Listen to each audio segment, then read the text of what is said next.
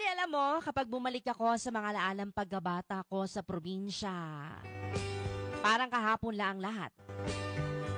Yung simpleng buhay, yung bang mga bagay dati, Madi, na hindi mo pinapansin pero ngayon, namimiss mo na.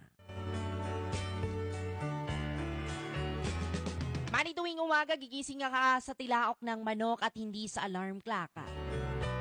Tapos paglabas pa ng bahay mo ay mararamdaman mo agad ang labigan ng simoy ng hangin at amoy na amoy mo ang halimuyak ng mga bulaklak at damo na basa dahil sa hamog.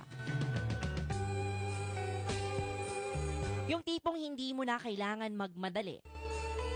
Dati, yung bang walang cellphone na hawak-hawakan, kundi pamalo lang ni nanay kapag late ka ng gumising. Tapos, didiretso ka na lang sa taniman o kaya sa bukid. Hindi pong mag-harvest ka na lang ng prutas o gulay, mga kaibigan. Laging may mga alagang kambing o mga hayop, at iba't ibang hayop pa yan.